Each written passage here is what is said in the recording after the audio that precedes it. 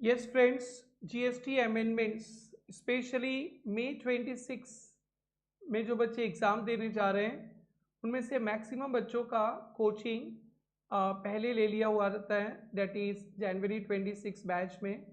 सो आपके लिए बहुत सारे अपडेट्स हैं।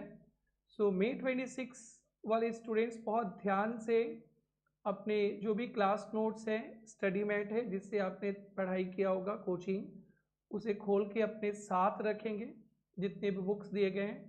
सो कुछ कुछ चैप्टर में छोटे मोटे अमेंडमेंट्स हैं।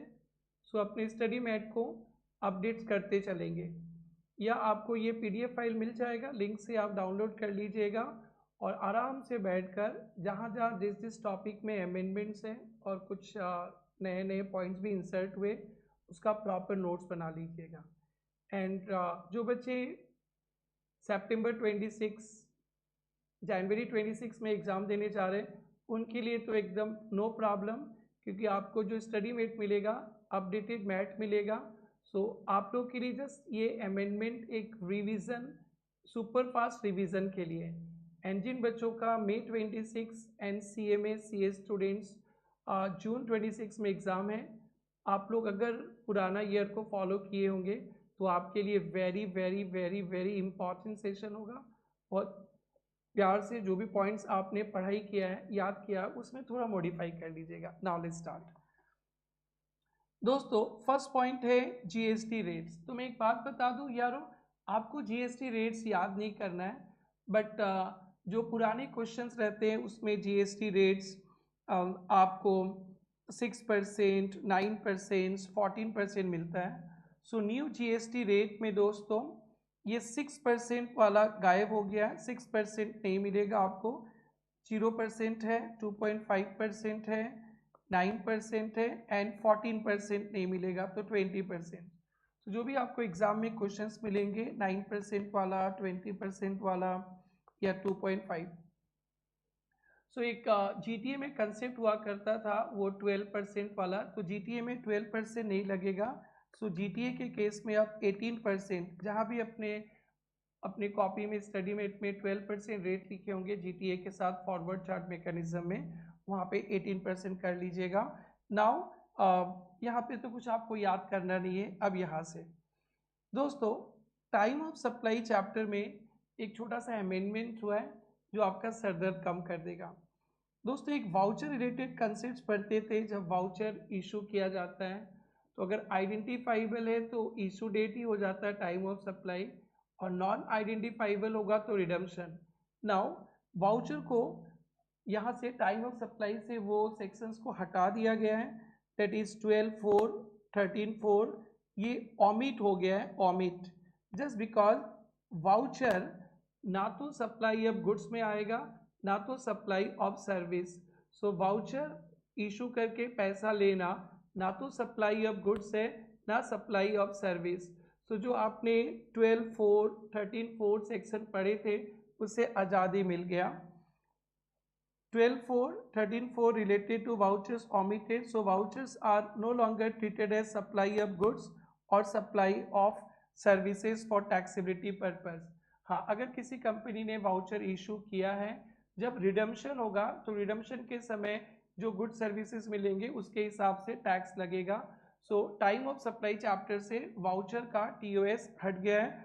और दोस्तों, मैं हर एक टॉपिक पे एक केस स्टडी और एक एमसीक्यूज लाया हूँ, सो डेट आपको प्रोविजन भी अच्छा से समझ में आए और एक केस स्टडीज और एक एमसीक्यूज सोल्व कर पाएंगे। सो देखेंगे, PT mall limited sold give voucher 5000 10th April to a customer. The voucher can be redeemed for any goods. Customer redeem voucher 25th April to purchase the closed 5000, GST 18%.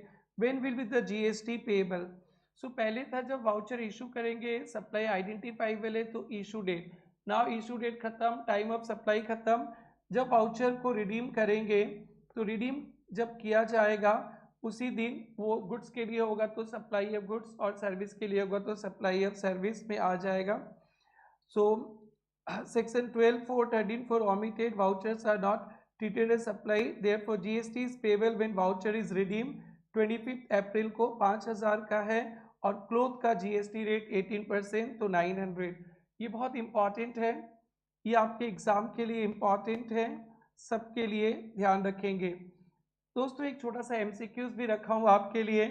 Following the omission of 12(4), 13(4), which of the following statement best describe GST treatment of multipurpose gift voucher sold by departmental store. तो जिस दिन वो voucher redeemed होगा उसके हिसाब से cell of goods या supply of service मान लेंगे। So no GST is payable at the time of issuance. Tax is only levied on when goods or services, when vouchers are redeemed. Option C. So ये good news लाया आपके लिए। Now है value of supply. दोस्तों value of supply में ना थोड़ा discount, post sale discount को लेकर थोड़ा लोचा लग रहा था प्रोफेशनल्स को, तो उसको लेकर ना कुछ क्लेरिफिकेशन दे दिया GST अंकल ने। तो ये क्लेरिफिकेशन है और इस पे इशू 1, इशू 2 और इशू 3 तीन सिचुएशंस पे प्रोफेशनल्स को प्रॉब्लम हो रहा था, तो उनको उसको क्लेरिफाई कर दिया और हमने सभी सिचुएशंस पे एक एक केस स्टडी रखा आपको समझाने के लिए। आसान ही है।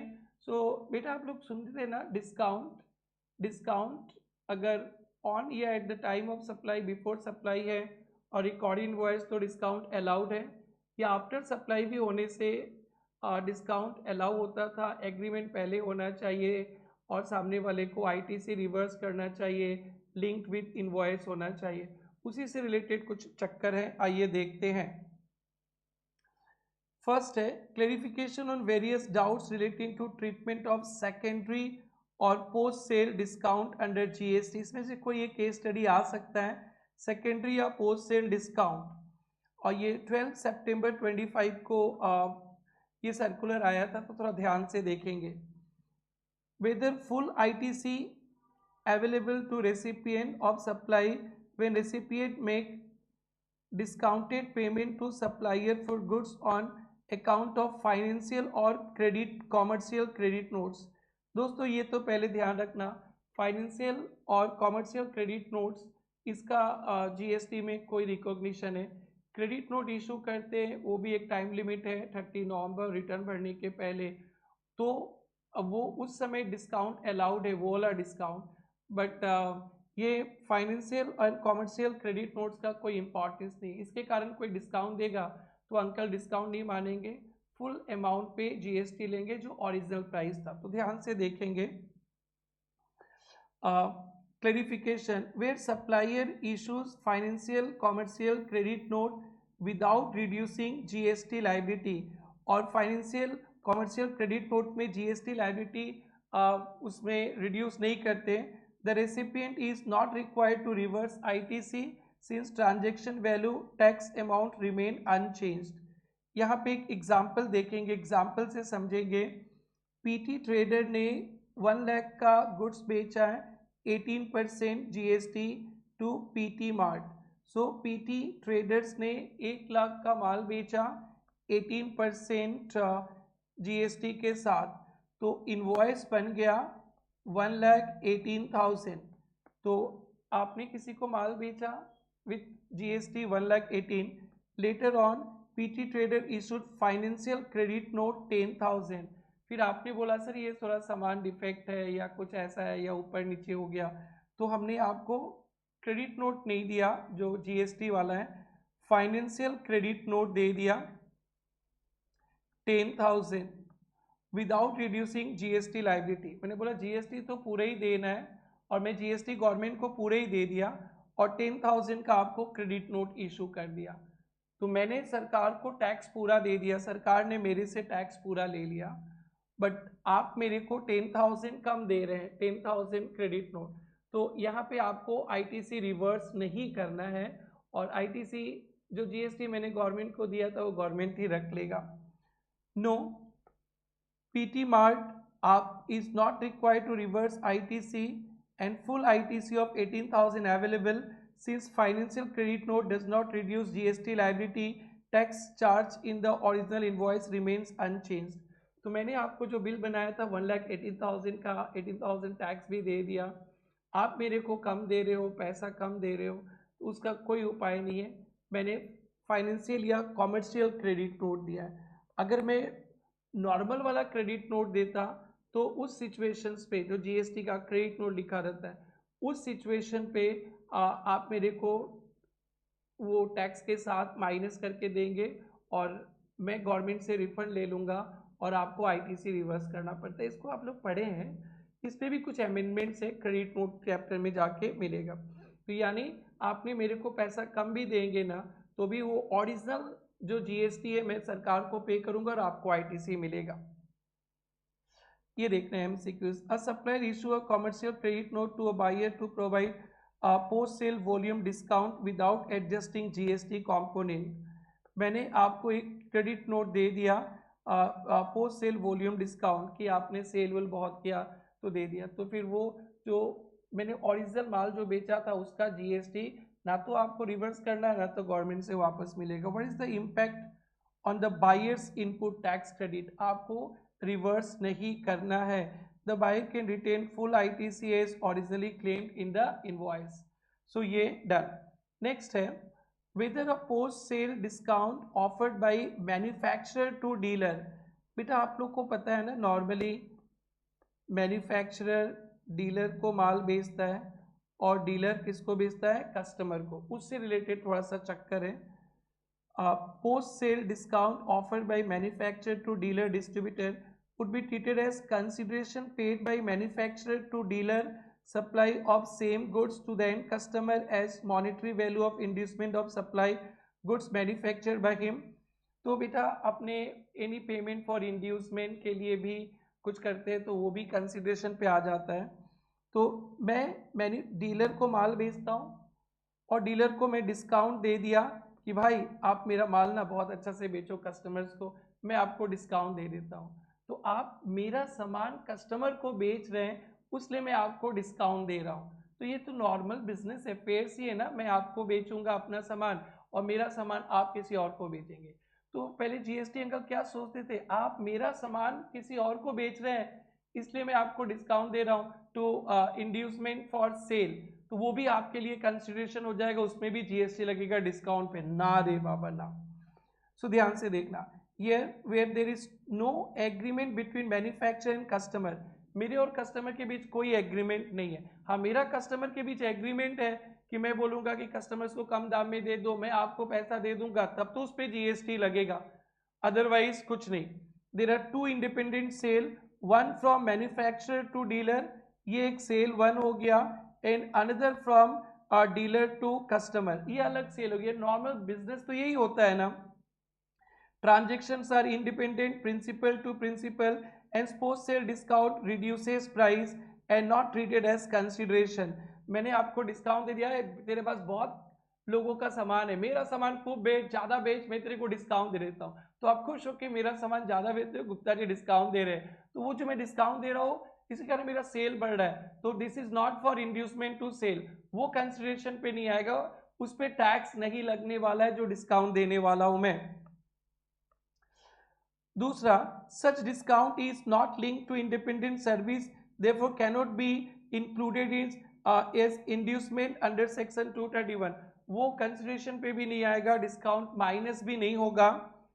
However, where manufacturer has an agreement with customer, हाँ अब मैन्युफैक्चरर डीलर कस्टमर इनका एग्रीमेंट है कुछ, इसके कारण आप डीलर को बोलते हो उसको कम दाम में दो, मैं तुमको पैसा दे दूंगा, तो वो वाला टैक्सेबल हो जाएगा।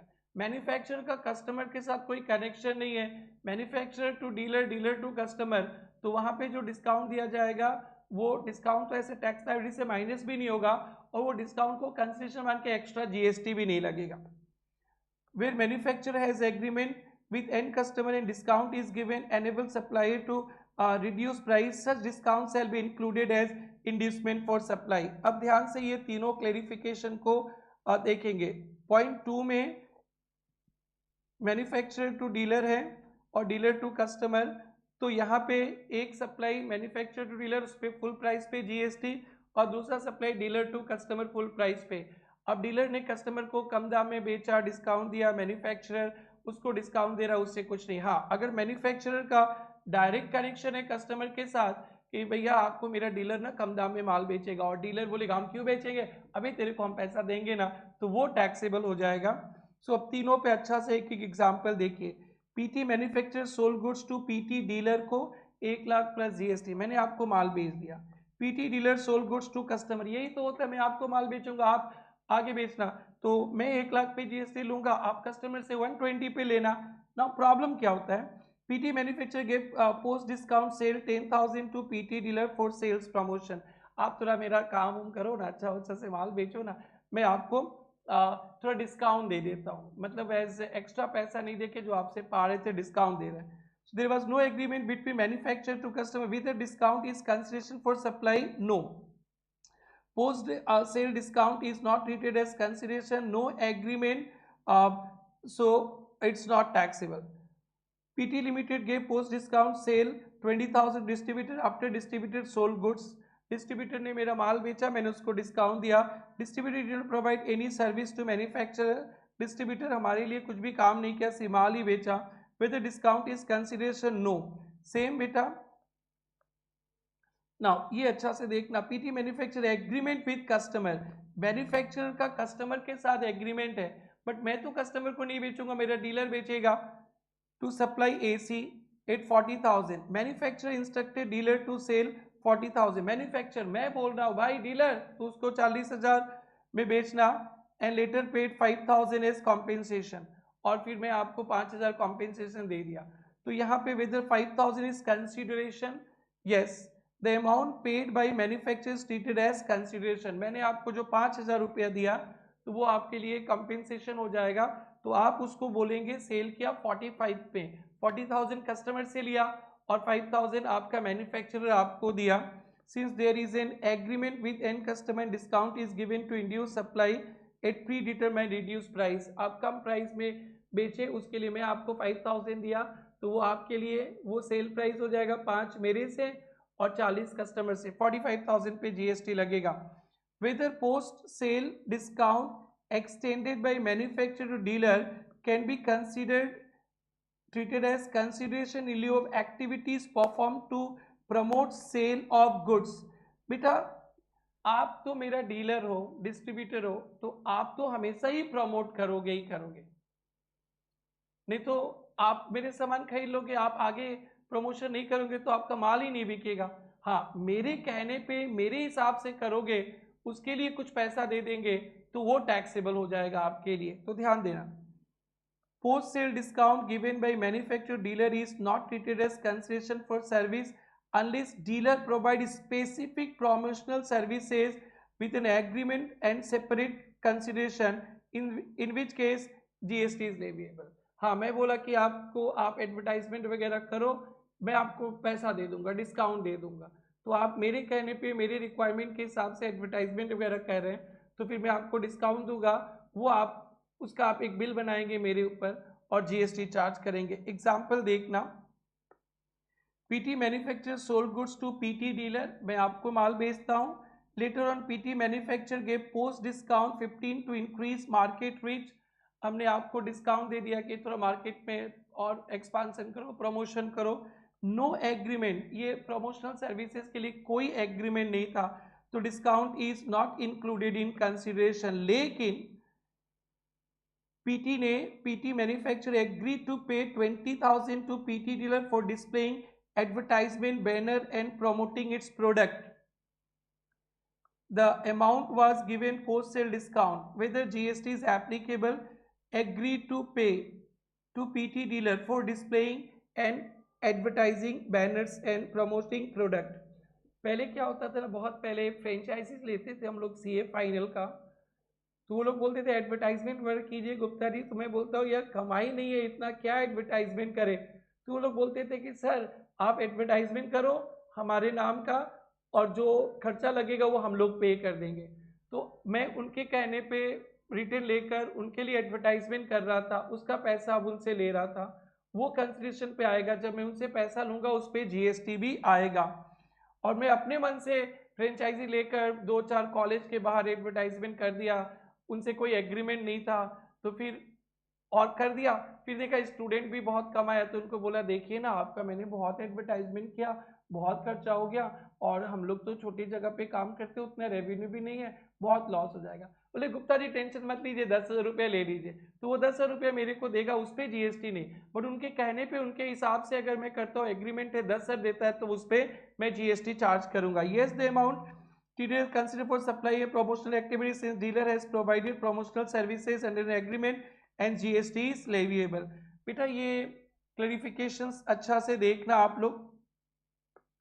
आईटीसी में एक मामूली सा अमेंडमेंट है। बेटा जब आप लोग पढ़ते थे ना तो आईटीसी ब्लॉक था तो वहाँ पे प्लांट एंड मशीनरी लिखा रहता था। अब प्लांट और मशीनरी के जगह ना एंड टर्म आ गया।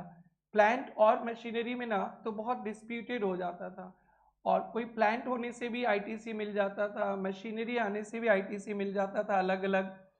तो इसको लेके ना कोर्ट्स का अलग अलग जजमेंट आया, जो जीएसटी अंकल को समझ नहीं आया। जीएसटी अंकल चाह रहे थे कि प्लांट एंड मशीनरी पे ब्लॉक करेंगे, तो फिर कभी प्लांट कभी मशीनरी पे कंफ्यूजन आ रहा था।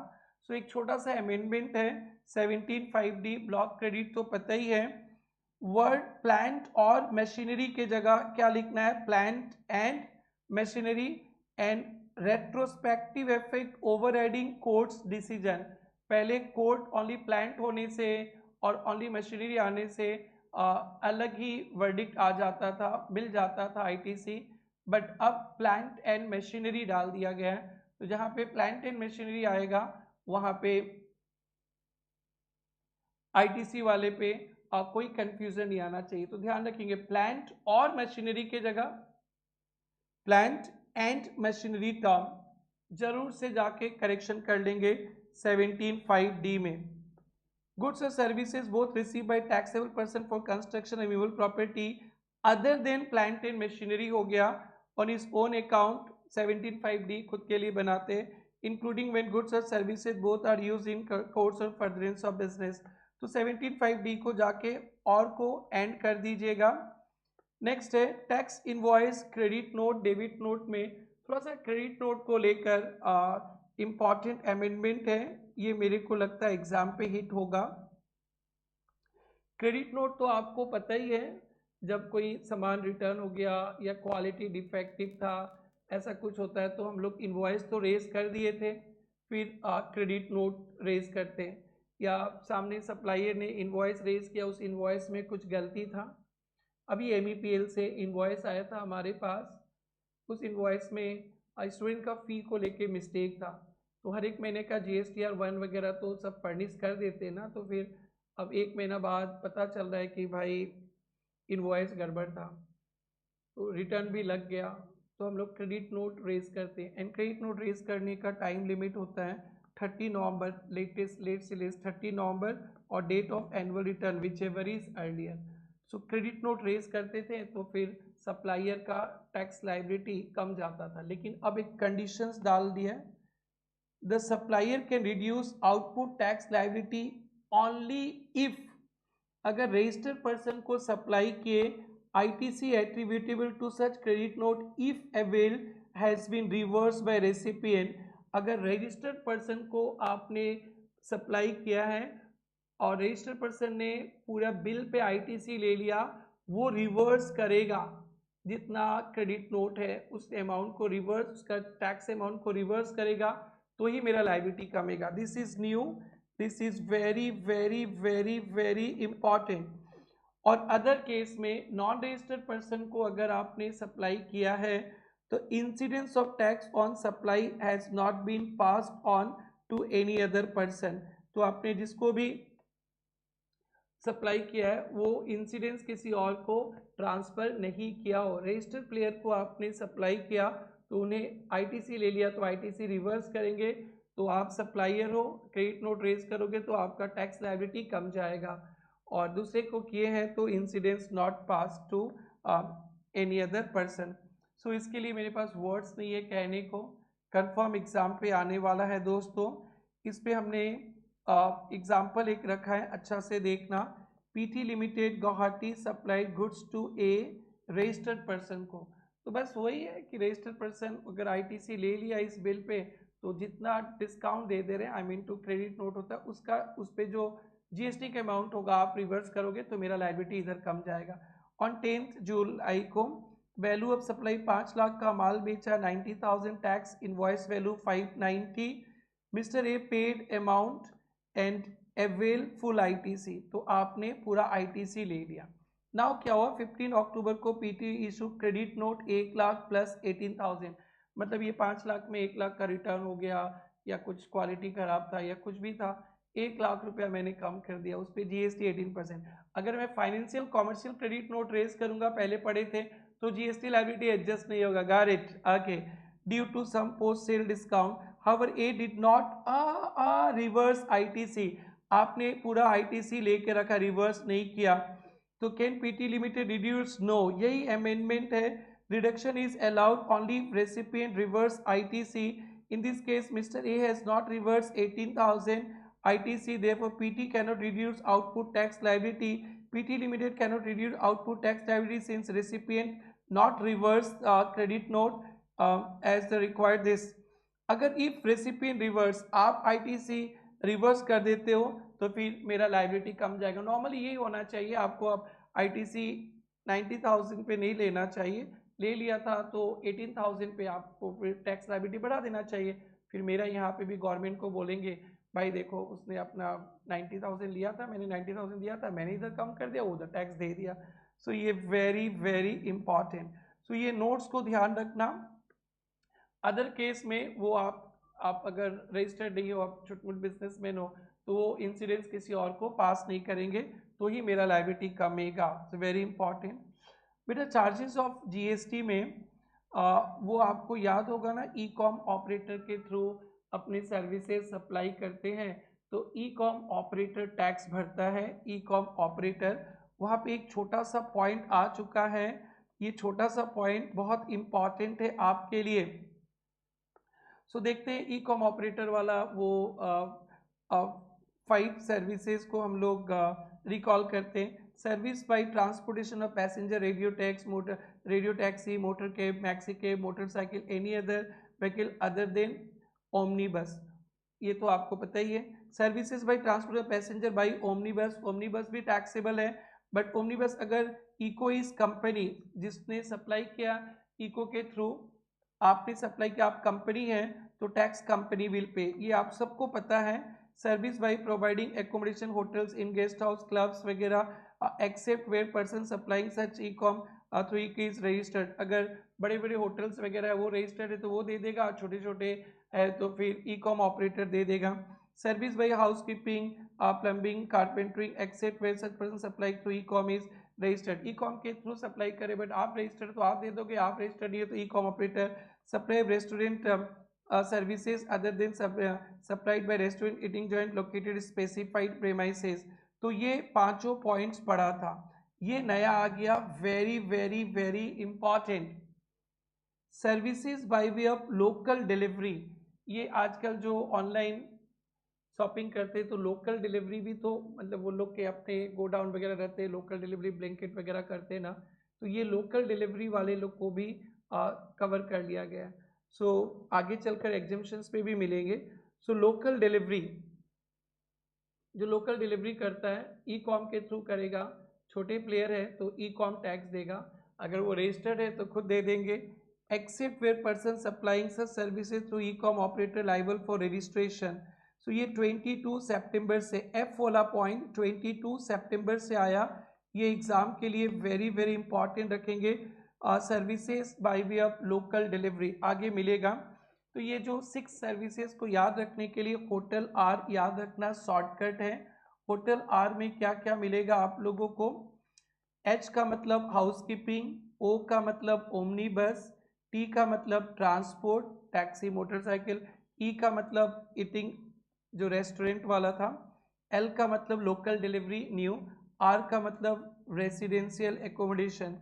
तो ये 6 सर्विसेज को याद रखने के लिए होटल आर याद रखना, तो ये काम में आएगा। आइए यहाँ पे बहुत अमेंडमेंट है बेटा एग्जेम्प्टेड वाला पे, सो इसको very very very very very very very very very very very very very important पे रखना एग्जाम के लिए, क्योंकि एग्जेम्पशंस फ्रॉम जीएसटी से तो हमेशा ही क्वेश्चंस आपके एग्जाम पे आता है। एंड दोस्तों एक बात बता देता हूँ मैं, यहाँ पे अमेंडमेंट्स अपडेट्स का कोई डिस्कशन करने हैं पूरे डिटेल्स में नहीं, और काफ़ी है ये एग्जाम ओरिएंटेड डिस्कशन है। ये बेसिकली डिस्कशन हेल्पफुल होगा May 26 स्टूडेंट्स के लिए जिन्होंने अपने पुराने बैच के साथ जनवरी 26 या सितंबर 25 बैच के साथ क्लास कर लिया है, और जो सितंबर 26 इन ऑनवर्ड है वो तो आपके नया स्टडी मेट में कवर ही रहेगा, आपको तो अच्छे से मिल जाएगा।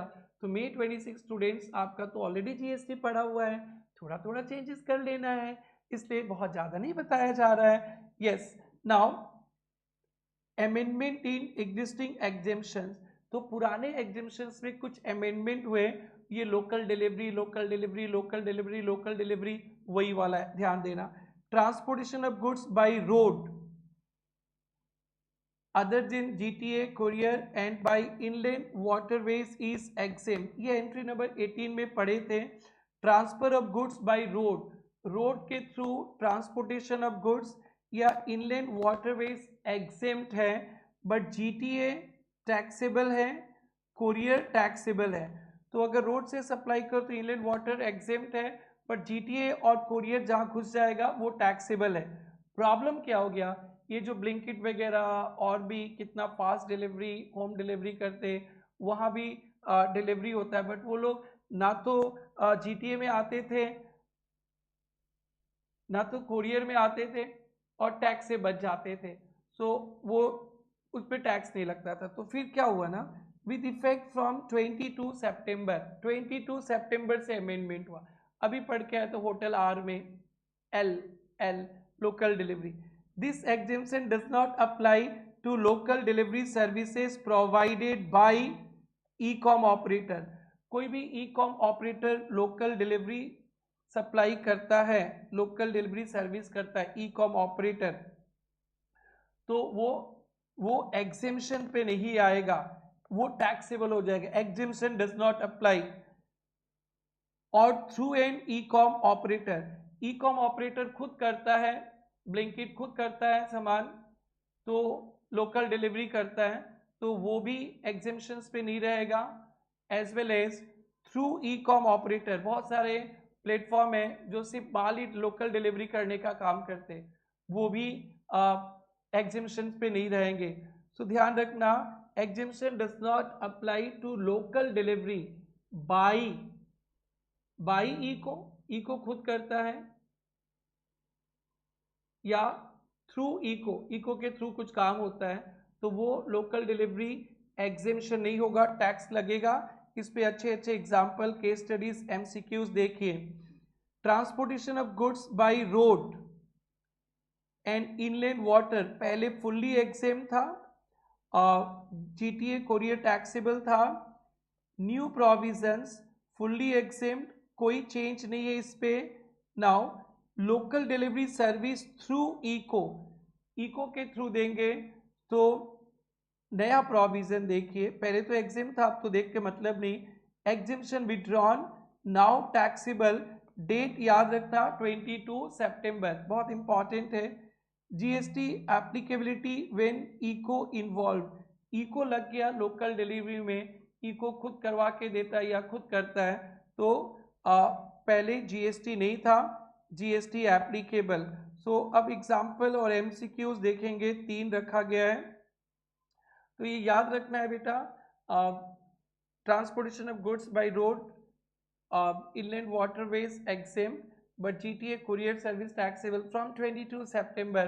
लोकल डिलीवरी बाई और थ्रू इको, जहाँ इको का नाम है मार देना, और इको किसी और के थ्रू करवाता है तो फिर वो अभी 95 में कवर हो जाएगा। जिसके थ्रू करवा रहा है वो सोम भाई है, अगर वो 20 लाख से उसका टर्नओवर ज़्यादा है तो इको नहीं, सोम भाई दे देगा, वही सिस्टम है। पर लोकल डिलीवरी बाई और थ्रू इको टैक्सेबल। ये देखें, Rakesh provide transportation of goods by road other than GTA नहीं है तो exempt in Guwahati. Direct transportation of service to client, transportation service to client, client को ट्रांसपोर्टेशन सर्विस दिए तो ये not taxable, no GST. Local delivery services provided through ECO, मेरे को customers के पास भेजना था फास्ट कार्ड इको के थ्रू में भिजवा दिया, मैं ट्रांसपोर्टर हूँ, फास्ट कार्ड इको के थ्रू भिजवा दिया, तो फिर इस पे क्या लग जाएगा, GST. GST rate applicable 18%, GTA में पहले फुल रेट 12% था, अब 18%। ध्यान रखेंगे रिवर्स चार्ज में जहां भी लिखे थे वो देख लीजिएगा।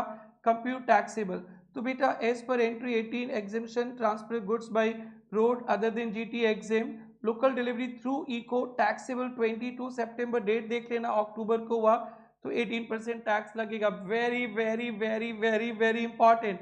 एंड दोस्तों आरटीपीज एमटीपीज भी आएगा मार्च से, तो एक आरटीपी 2 एमटीपी आएगा May 26 एग्जाम के लिए, एकदम रेडी रहना, इन्हीं में से क्वेश्चंस रहेंगे, तो अभी से क्लियर रहेगा, फिर मैं आके चिल्लाऊंगा और फिर आपका आराम से हो जाएगा। सो दोस्तों जीएसटी का फुल सिलेबस में यूट्यूब पे रैपिड रिवीजन पे लाने वाला हूँ फुल। सो आप लोग कनेक्टेड रहें, मैं वेट कर रहा हूँ इंस्टीट्यूट और पब्लिकेशंस आए, नए नए क्वेश्चंस आए, और आपको एकदम to the exam oriented, no बकवास, छोटे छोटे टर्म्स पे मैं full GST income tax revise करने वाला हूँ, और एडवांस अकाउंट्स भी आप लोग को मिल जाएगा, सब कुछ मिल जाएगा, एएस भी मिल जाएगा समरी नोट्स के साथ, 1 लाइनर्स पे, और निम्निक्स भी रहेगा। जैसे अभी वो 9-5 याद के होटल आर खत्म, होटल आर को आप 1-2 बार पढ़ लेंगे तो वो 6 सर्विसेज ध्यान पे रहेंगे। सो कनेक्टेड रहना। एंड दोस्तों जरूर से ये यूट्यूब चैनल को सब्सक्राइब करना और अपने दोस्तों को के साथ भी शेयर करना, एंड कमेंट सेक्शन में हमेशा वेट करेंगे, क्योंकि आपकी कमेंट ही हमारा मोटिवेशन है। सो आपको कैसा भी लगे, अच्छा लगे तो अच्छा, बुरा लगे तो how to improvement, I am always ready to improve. Thank you and all the best to all of you. Now let's move on. Mister A provide transport goods by road, GTA नहीं है, direct to customer, GST is nil, and ECO के through 22 सितंबर को बाद दिया है, तो 1 लाख पे 18%। ओके, न्यू एग्जेम्पशन इंट्रोड्यूस, ये तो एकदम हॉट टॉपिक है, ई मतलब एग्जेम्पशन से क्वेश्चंस आते ही है इस बार, 1000 रीजन से कि एग्जेम्पशन से क्वेश्चंस आएगा ही आएगा।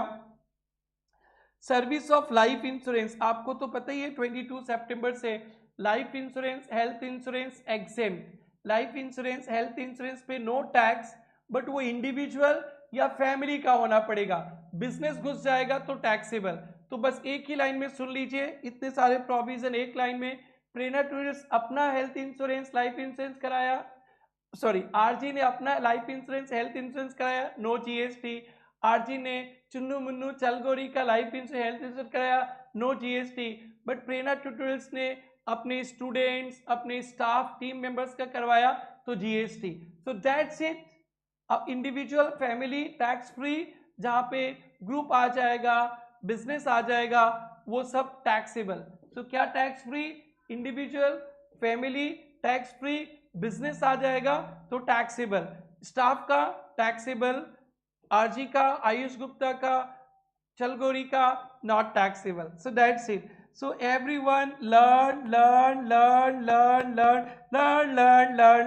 Don't forget service of life insurance, जिंदगी के साथ भी जिंदगी के बाद भी, provided by insured to insured where the insured is not in a group, ये की वर्ड है, not in a group. Group का मतलब बताया जाएगा वही, अदर देन फैमिली, कोई ग्रुप बन जाता है तो सब taxable.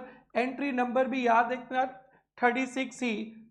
Service of health insurance provided by insurance to insured where insured is not in a group 36D।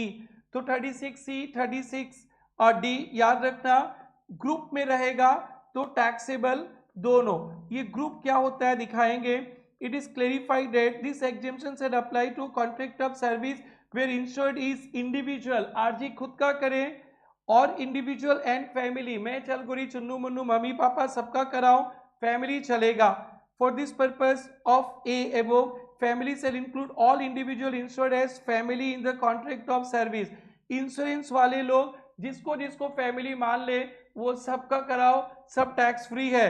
But the serial number 36C in the table above, group means group of person who join together with a commonly for a purpose, यानी कोई company के सारे staff वगैरह समझ लीजिए, और for engaging in common activity, कोई trade union, कोई organisation, other than availing insurance. ये लोग इंश्योरेंस मतलब कोई भी ग्रुप फॉर्म किया है, एंड इंक्लूड्स, क्या क्या ग्रुप में आता है जिसपे टैक्स लगेगा। एम्प्लॉयर एम्प्लॉई का ग्रुप, रेना टूरिस्ट ने अपने सारे स्टाफ को मिलाकर एक ग्रुप बनाया, तो फिर यहाँ पे एक ग्रुप हो गया, तो फिर यहाँ पे जीएसटी लगेगा। Non employer employee group, trade union, कोई ऑर्गेनाइजेशन, कोई क्लब का एक ग्रुप बना के वो क्लब ने सारे मेंबर्स का, ट्रेड यूनियन ने सारे मेंबर्स का ले लिया, तो ये फैमिली नहीं हुआ, तो यहाँ भी लगेगा। Where clearly evident relationship exist between master और group policy holder and member of group for services activities other than insurance.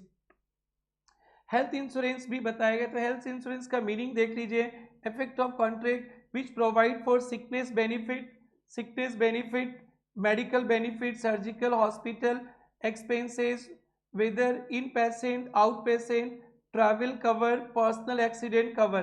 तो बेटा ये ध्यान रखना, हेल्थ इंश्योरेंस में ट्रीटमेंट वगैरह सब रहेगा, attended in patient, patient in है या आउट पेशेंट मतलब हॉस्पिटलाइज नहीं होते तो भी, ट्रैवल का खर्चा भी, पर्सनल एक्सीडेंट कवर, सब कुछ हेल्थ इंश्योरेंस में कवर्ड है। ये टर्म्स को ध्यान देंगे। केस स्टडीज देखते हैं। ABC insurance company provided following services, October 22 सितंबर से आया था। Life insurance to Mr Rakesh individual, no tax. Life insurance to Rakesh and family, no tax. Group life insurance to employees of PT, तो यहाँ पे क्या लग जाएगा, GST. So I hope this is clear. Same example, health insurance no GST, health insurance no GST, ABC limited and employ, तो यहाँ 3 लाख पे GST लग जाएगा, बहुत इंपॉर्टेंट है। Life insurance to individual exempt, health insurance to employer employee group taxable. And दोस्तों 36C 36D याद रखना, साथ में reinsurance of insurances services receive. तो ये 36C 36D में जो इंश्योरेंसेज कवर है उसका री इंश्योरेंस करवाया, इंश्योरेंस कंपनी ने किसी और का इंश्योरेंस करवा लेता है, तो फिर वो भी एग्जेम्प्ट है। फॉर एग्जाम्पल अमिताभ बच्चन, शाहरुख खान, सलमान खान, ये सब एक ही इंश्योरेंस कंपनी के पास लाइफ इंश्योरेंस, हेल्थ इंश्योरेंस करवाया। प्रीमियम बहुत होगा लेकिन क्लेम भी बहुत देना पड़ेगा। इंश्योरेंस कंपनी को डर लगता है कि कभी इन तीनों का कुछ हो जाए तो इंश्योरेंस कंपनी को इतना क्लेम देना पड़ेगा, हम तो सीधा समुद्र के नीचे चले जाएंगे। तो इंश्योरेंस कंपनी को डर लगता है ना, तो वो इंश्योरेंस कंपनी और इंश्योरेंस कंपनी के पास जाके शाहरुख खान, सलमान खान, अमिताभ बच्चन का इंश्योरेंस करता है, री इंश्योरेंस, तो वो पूरा एग्जेम्प्ट है। कुछ डेफिनेशन में चेंजेस आया, क्या मैं बोलूँ, आप लोग ही सोच रहे हो कितना इंपॉर्टेंट बोलता है इंसान, बेटा क्या करूँ, इतना इंपॉर्टेंट है ना। गुड्स ट्रांसपोर्ट एजेंसी का डेफिनेशन में चेंज आया, क्योंकि जीटीए में वो नहीं आएगा ना, इको के थ्रू लोकल डिलीवरी, पहले वो सब आ जाते, वो सब का डेफिनेशन में पहले कंफ्यूजन आ जाता, तो लोकल डिलीवरी को धक्का मारने के लिए किया गया। देखना ध्यान से, Goods Transport Agency means any person who provides service in relation to transportation of goods by road, issue consignment note by whatever name called। बेटा इतना तो आप लोग पढ़े ही है, जो कंसाइनमेंट नोट वगैरह इशू करता है गुड ट्रांसपोर्ट बाय रोड उसको बोलते हैं GTA, but does not include, तो ये बहुत इंपॉर्टेंट हो गया। जीटीए में e com operator by home service of local delivery provided, जैसे जोमेटो, स्विगी, ये लोग लोकल डिलीवरी सप्लाई करते, देम सेल्फ प्रोवाइड डिलीवरी, ये जीटीए नहीं है। जोमेटो, स्विगी, ये लोग उठा उठा के आपके पास खाना लेके आते हैं, कुछ कुछ सामान वामान लेकर आते रहते हैं, तो ये लोग लोकल डिलीवरी करते हैं, तो ये जीटीए पे नहीं आएंगे। An e com operator through home service of local delivery are provided, जैसे अमेजन, फ्लिपकार्ट वगैरह माल बेचता है, तो आप लोग खरीदते हो तो फिर आपके घर में आके देता है, तो अमेजन फ्लिपकार्ट कोई लोकल वेंडर को आप रख लेता है और फिर वही लोकल वेंडर जाके आपके घर में सामान देता है, तो लोकल वेंडर लोकल डिलीवरी आ गया ना, तो फिर अब वो भी जीटीए में नहीं आएगा। सो Amazon, Flipkart arranging delivery for goods through delivery partner and delivery arranged through e-com platform, no GTA। तो मेरे पास वर्ड्स नहीं है कहने को दोस्तों। सो जीटीए में दो लोग नहीं आएंगे, ई कॉम ऑपरेटर खुद करता है या ई कॉम ऑपरेटर के थ्रू कोई और सामान भेजता है तो वो भी नहीं आएगा जीटीए में। एंड टैक्सेबल भी होगा, अगर वो छोटे प्लेयर हैं तो ई कॉम ऑपरेटर दे देगा, अगर वो बड़े प्लेयर है, रजिस्टर्ड है, तो वो खुद दे देंगे। ABC Limited engaged in transportation of goods by road. Examine whether following persons are covered in the definition of GTA. Mr. A transport goods by road, issue consignment note. हाँ, ये GTA है. Fast cart and e-com operator provide local delivery through its platform and issue delivery slip. ये no GTA. B transport goods by road and does not issue, तो ये भी no GTA. So goods transport agency means any person providing service transport goods by road, issue consignment note does not include. ये definition तो आपको लिखना है. First है yes GTA है. सेकेंड ये GTA नहीं है, e-com operator के थ्रू कर रहा है. And B is not a GTA, does not issue consignment note. Next है दोस्तों, इंपॉर्टेंट था लोकल अथॉरिटी के डेफिनेशन में थोड़ा सा क्लेरिफिकेशन है. लोकल अथॉरिटी बहुत इंपॉर्टेंट है, कहीं पे RCM पे, कहीं पे एग्जेम्प्टेड पे लोकल अथॉरिटी आता है, तो ध्यान देना. पंचायत, म्यूनसिपलिटी, म्यूनसिपल कमिटी, जिला परिषद, district board, any authority managing municipal fund और लोकल फंड, बस इसको अंडरलाइन कर देना. Municipal fund, local fund, cantonment board, regional council, district council, development board, regional council. तो यहाँ पे लोकल फंड, म्यूनसिपल फंड के बारे में कुछ एक्सप्लेनेशन है, यही देखना है. Local fund, fund of local self government for panchayat area with the power to levy and collect tax. Local fund मतलब फंड है लोकल सेल्फ गवर्नमेंट का, गांव पंचायत वगैरह का. ये लोग खुद फंड कलेक्ट करेंगे, टैक्स वैक्स लेवी करके एंड मैनेज कर पाएंगे. सो सेल्फ गवर्नमेंट इसको कहते हैं local fund. Fund of local self government for panchayat area with the power, इनके पास levy and collection of tax का पावर है. म्यूनसिपल फंड सेम बेटा, fund of self government for municipal और metropolitan area with the power to levy and collect taxes fee. Local fund, municipal fund, ये term को थोड़ा सा ध्यान रखना है. रिटर्न रिलेटेड ऐसे 2 अमेंडमेंट है, बट एक अमेंडमेंट तो एकदम हॉट टॉपिक है एग्जाम के लिए. बेटा आप लोग को पता है ना, एनुअल रिटर्न लगाना पड़ता है 31 दिसंबर तक, एनुअल रिटर्न लगाना पड़ता है. यहाँ पे छोटे छोटे बच्चे जिनका टर्नओवर 2 करोड़ तक है, उनको एनुअल रिटर्न फाइल करने का जरूरत नहीं है. ट्रिंग टिंग टिंग. registered person having aggregate turnover up to 2 CR exempted from filing annual return. very very very important. 24-25 से. so PQR trader registered a person under GST aggregate turnover 24-25 पे 2.05 crore. with reference to this annual return भरना yes required since aggregate turnover exceeds 2 CR. अगर यहाँ पे एक example लिख लो 1.9 CR, तो फिर आपको नो एनुअल रिटर्न लगाने का कोई जरूरी नहीं है. सो ये था. और एक छोटा सा रिटर्न का फॉर्मेट पे कुछ अमेंडमेंट है, तो ये आपके लिए कुछ इश्यूज का मैटर नहीं है, आप इसको आराम से इग्नोर करेंगे. दैट्स इट दोस्तों, ये था आपके GST अमेंडमेंट्स. इस स्पेशली उनके लिए जो बच्चे CA मई 26, CS CMA इंटरमीडिएट जून 26 में एग्ज़ाम देने जा रहे हैं, और जो स्पेशली जनवरी बैच या दिसंबर बैच के साथ क्लासेस किए हैं, जिन बच्चों का जनवरी 26 में अभी एग्ज़ाम था, किसी कारणवश आप क्लियर नहीं कर पाओ, तो आपने जो पुराने मैट है उसको थोड़ा सा अपडेट कर देना. इसका PDF लिंक आपको मिल जाएगा हमारे डिस्क्रिप्शन बॉक्स पे, वहाँ से आप लोग डाउनलोड करके प्रिंट करके रख सकते हैं. बट पक्का इस पे क्वेश्चंस आने वाला है. मैं मार्च में फिर से कनेक्ट होऊंगा RTPs MTPs के साथ, तो इससे कनेक्शंस करके ही रखेंगे और देखना बहुत सारे क्वेश्चंस मिलेंगे. तब तक के लिए बाय बाय, टेक केयर.